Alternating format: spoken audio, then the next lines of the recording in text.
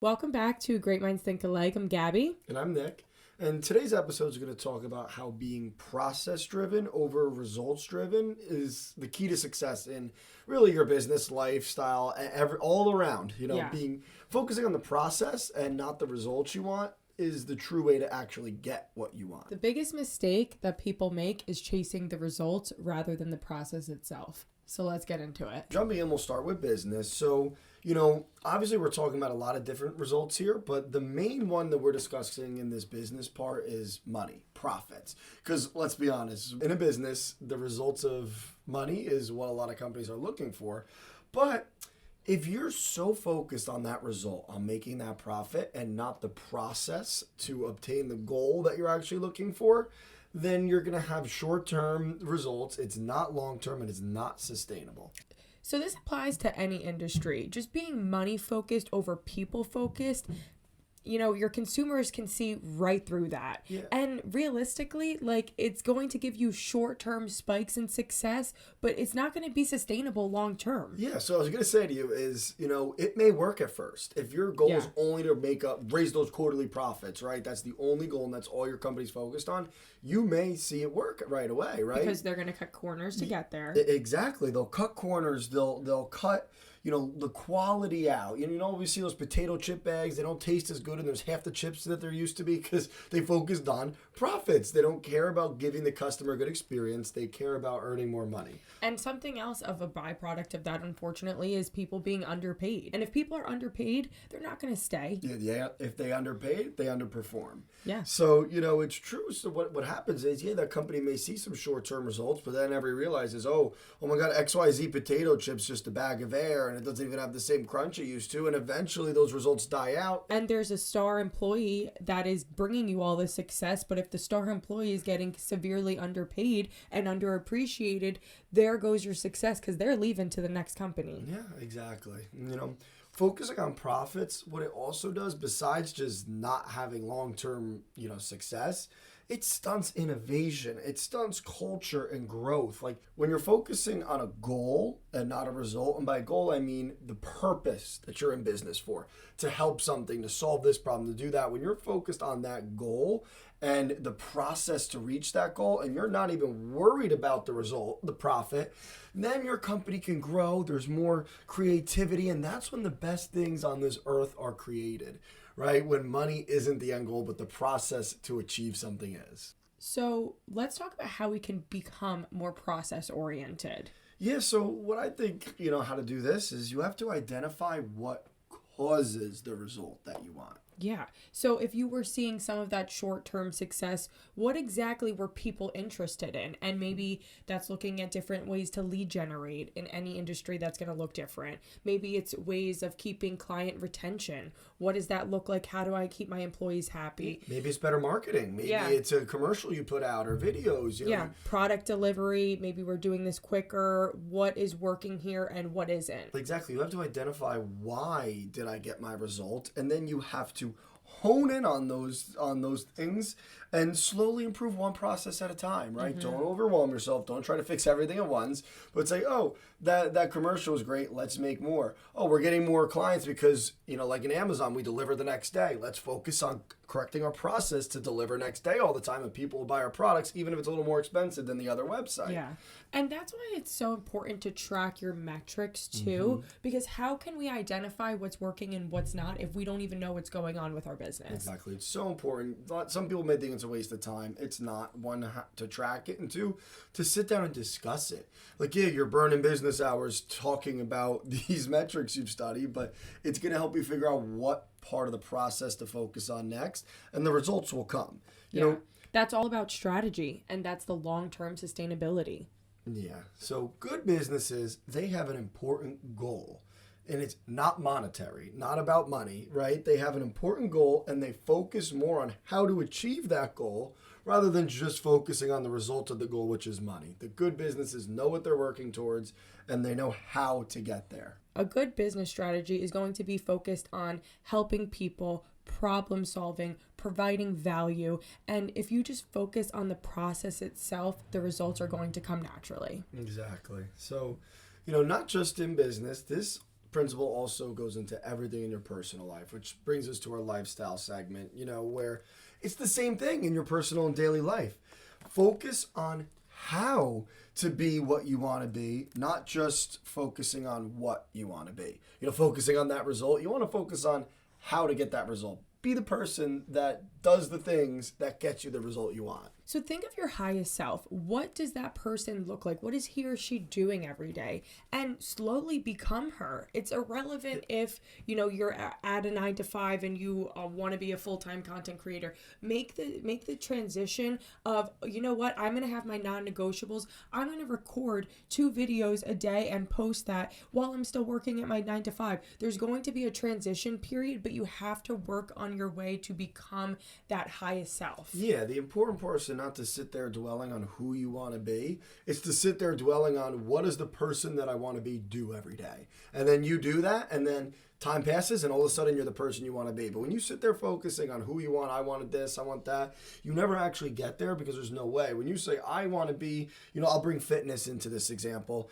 I want to be someone who's in shape, has a six-pack, and is in really great shape. Great, you could say you want to be that, but that literally means nothing. Mm-hmm. What you actually need to do is focus on the daily habits of the person who does that. So, for this fitness example, focus on going to the gym every day, meal prepping, running a certain amount of time, getting certain steps, not the number on the scale. You can't focus on that because that's a result. Not what you look like in the mirror because that's a result. You have to focus on the daily things to do to become that, and then eventually you'll be there before you know it. And be happy with your progress. Like when you're eating healthy consistently and you're having consistent movement, you are going to naturally feel better about yourself, and you're going to be content with the progress, and then that's when the results just happen out of nowhere. Exactly. Like I always notice in my fitness journey, I end up looking the best when I'm not worried about what I look like. Mm-hmm. When I'm just worried about eating okay, getting to the gym. If I don't get to the gym, get the run in, all of a sudden I'm feeling my best, and it just happens. But when I sit there, and this happened to me this winter, I gained some weight, got a gut or whatever, and I'm just sitting like, I want to look like this again. Oh God, he has a 6-pack since like 8th grade, please. Well, it did it earlier this year. I was sitting there like, oh my God, I want to look like that again. Like it didn't help. What I said, what did I used to do when I looked like that? And that's how we got back to it. It's effort over outcome. Yep. And who you become during the process matters a lot more than who you become with the result. Exactly. And you said this to me before, your self-worth part. The self-worth has to come from what you do daily, not who you think you are. So you may not think you're who you want to be yet, and that gives you a lower self-worth, but that's the wrong way to look at it. You have to say, as long as I'm doing these things that are getting me closer to who I want to be, that makes me feel like I'm worth it. That should increase your self-confidence because you're doing it. Every single day is a clean slate. The choices that you make every single day matter, and if you're working towards a goal but you're focused on the process, you will get there. No, you're right. And bringing process into it, with finances, being results driven will keep you confused, overwhelmed, and prevent you from getting there. But focusing on the process will put you there. So let's just say you want to save $10,000. If you're just focused on that result, like I want to save 10 grand, you're going to be overwhelmed. You may not know. You may see your accounts only going up by 100 or so a month and say, I'm never going to get there. And then you never will. However, if you figure out the process to get there, say, I need to save 15% of my paycheck every week for, 6 months, for a year, and then I will have the 10K saved. Now it's obtainable, and now you're working, your self-worth is up because whether or not you're close to that 10K goal, which may feel far out, you're saying, I saved 15% this week. I know by this time next year, I'll have it. And that's how focusing on the process that really gets you there. I mean, I'm a numbers guy. Finance, there's no other way around it. You set a number and you will get there. But if you just focus on the result, it could take you years because you don't know exactly what to do. Yeah, it's small steps over intensity every time. We're going to say this in a lot of episodes. I think we said it last episode. Small steps over intensity. Yeah. The intensity is that overwhelming part that you were just saying. Exactly. And the small steps are what actually makes it obtainable. And sustainable. So obtainable and sustainable, baby. That's the word. And if you have a personal goal of reading 50 books for the year, yes, that sounds overwhelming, but maybe you just read 10 pages a day, whether that's in the morning, if before you look at your phone, or at night instead of doom scrolling. Make it a habit, and a byproduct of that is gaining more knowledge. Yeah, exactly. And we all doom scroll now. You can't even say you don't. I'm someone who puts the phone away. I get on her about the phone at night, but I need to do a little bit of scrolling too. If you could try to replace that with a few pages of a book a night, all of a sudden you're going to be reading all these books and have all this much more knowledge of what you want. Yeah. So, to wrap it up, the goal isn't to achieve a certain result. It's to become the type of person who naturally does it. Yeah. Figure out what your highest self looks like and become them. Exactly. Moving on to our real estate segment, you want to be people focused over commission mindset. Yeah, no, that is so true, because people could sniff it out when you're just looking to make a commission. They call it a commission breath. And that's when you have your own self-interest in mind over the clients. And that is no way to be. That's not how you build a sustainable business. And those agents and loan officers typically don't make it. Yeah. Because the focus has to be on helping others achieve their goal in this business we're in, not on us achieving ours. We will naturally achieve ours if we put all our time and effort into helping other people achieve their goal of homeownership. Yeah. It's about them. Our job is to help people, and that means having their best interest in mind. That means putting their goals over your own, like you said. Like, we can have a specific number in mind of how many houses I want to sell for the year, but what's more important is helping the people that I'm keeping relationships with, helping my clients. Exactly. And focusing on it this way helps you build the right process. Rather than the process of just focusing on a number of sales or a number of something, you build your process around, did I get so-and-so the house for their family? Or this client, if their kids are going to college and need to downsize, did I get them a house more affordable? When you start focusing your actions based on others' goals and how to help them, your real estate goals will naturally come. And a byproduct of that is just being more fulfilled, honestly, because you're actually making a difference. You're actually helping people. You're actually providing value. Yeah, and you also, especially both of us, I guess more me in my position because I look at the money, but you as well, you have to know when to tell people it's not a great idea. I see that every day. It happens because someone who's just in it to get the deal is going to push people into a bad home, right, or into a bad experience. The loan officer may say, yeah, but I can do the loan. You're approved. You're fine. However, that person with the conversation you had, it may not be the best time for them to buy. There may be something going on that they have to wait. Part of our job by doing right by the client is to say, let's look at this from all angles. Maybe this is a next year purchase. You don't just push people to buy anything just to get a deal in. That is how you crash out and burn in this industry. And that's the long-term relationships. Keep up with them throughout that year. Who cares if they can't buy right now? That is the whole definition of what this business is. Long-term relationships. If you're someone who pushes people into homes, you're going to have a bad rap. They're going to say bad things about you, their friends and family. You're going to get referrals. No referrals. If you're someone that gives people good, heartfelt advice and they wait, it may take a few more years to get that specific deal, but that person's going to be a raving fan. Like, hey, Nick and Gab, they'll tell you how it is. They prevented me from making a bad decision. I'm in a new home now. You should talk to them. They'll be your raving fans, your cheerleaders, and they will help refer people to you because they wholeheartedly believe that you will have their family's best interest in mind. It just means so much more when you're providing value and you're patient and you're actually having this family's best interest at mind. It shows very visibly. Yeah, so enough about, agents and people on our end of the business. Let's talk about investors, because this applies for people who own investment properties as well. I'm talking about your landlords or your future landlords watching this video. Focusing on the process and doing the right thing is so important rather than just focusing on squeezing the most money out of your tenants. Don't be a slumlord. It's not worth it because guess what? You're going to have vacancies. You're going to have people who destroy and not care about your space. Yeah, exactly. So if you're only focused on the result as a landlord, which is obviously profit, money, you're going to mistreat your tenants. You're going to overcharge them. You may not fix things.